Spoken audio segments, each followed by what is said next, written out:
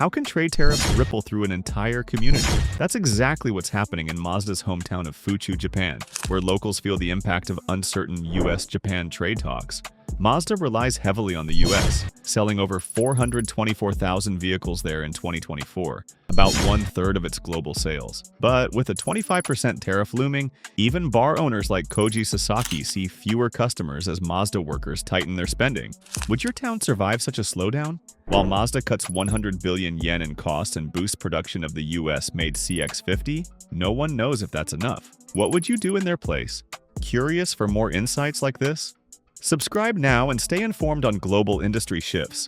What happens to a city when its main employer struggles? In Hiroshima, Japan, 800 kilometers southwest of Tokyo, that's exactly the case. Mazda, headquartered here, faces 25% US tariffs on imported cars, shaking the local economy. Yuji Yamaguchi, head of Nanjo Auto Interior, a 110-year-old firm with nearly 1,000 employees, shared, "If Mazda builds fewer cars, our orders will drop."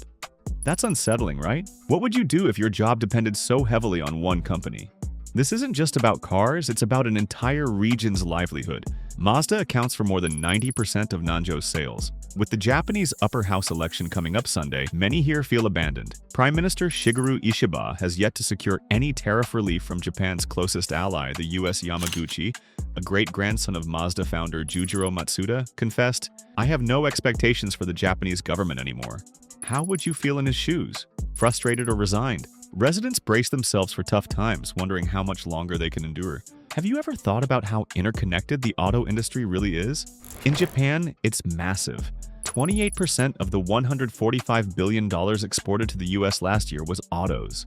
That's huge, isn't it? There are over 68,000 companies in Japan's auto supply chain, employing 5.6 million people, 8% of the workforce. If one link breaks, the whole chain feels it. Teikoku Databank's Hiroshima branch head, Hideki Tsuchikawa, said, "A supply chain is hard to rebuild once broken.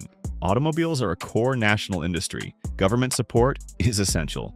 Do you think Japan's government is doing enough? Many don't. Mazda's US sales dropped 18.6% in May and 6.5% in June compared to last year. It hasn't even provided a full-year earnings outlook yet, showing how uncertain things are. Analyst Julie Boutte from London warns Mazda could lose US market share to bigger car makers. Imagine managing a business under that kind of pressure. Mazda is trying both, stating its top priority is to protect suppliers, dealers, and employees while navigating these challenging times. Have you ever had to tighten your belt because of economic uncertainty? That's life right now near Mazda's headquarters in Fuchu, close to Hiroshima. Locals like Koji Sasaki, a bar owner, notice fewer customers. "No overtime means no extra money for drinking," Sasaki said. Mazda workers who usually filled his bar are cutting back. Could your community survive that kind of sudden economic slowdown? Mazda veteran Toshiyuki Shimizu shared that the company has already reduced overtime and business travel. Akira Ichigi, another employee, mentioned that trips are now solo instead of team efforts, denying juniors valuable experience. Mazda has even created a tariff strategy team that meets weekly. Mazda faces limits in expanding production in the US due to labor shortages, preventing capacity increases at its Alabama plant with Toyota. To cope, Mazda is working on cutting 100 billion yen in costs by reviewing travel policies and focusing on essential spending only. What happens behind closed doors in global trade talks? On July 18, 2025, U.S. Treasury Secretary Scott Bessent told Prime Minister Shigeru Ishiba that both countries could reach a good agreement on tariffs. Sounds hopeful, right? But no specific terms were discussed. Ryosei Akazawa, Japan's top tariff negotiator, said they'll continue a constructive dialogue. Would you trust that? So far, the White House hasn't commented. Meanwhile, Mazda isn't just waiting around. According to CEO Masahiro Moro, Mazda is focusing on cost reductions, monitoring the competition, and using all its available capacity. It's making 100,000 CX-50s annually in Alabama and could potentially ramp up to 150,000 units. Isn't that impressive? Yet, no new plant is planned due to time and expense constraints. Mazda has found that training even its existing 4,000 employees in Alabama is already a significant challenge. Their current strategy: carefully utilize existing resources while negotiating and waiting out the storm. Enjoying yourself? Don't miss a beat. Subscribe now for more good stuff just like this. How would you balance between two major markets if one were at risk? Mazda faces this challenge right now. In 2024, Mazda sold 424,382 vehicles in the US, about one-third of its global sales. But to offset potential US declines, Mazda plans to increase sales in Japan from 150,000 to 200,000 vehicles annually. That's a big jump, isn't it?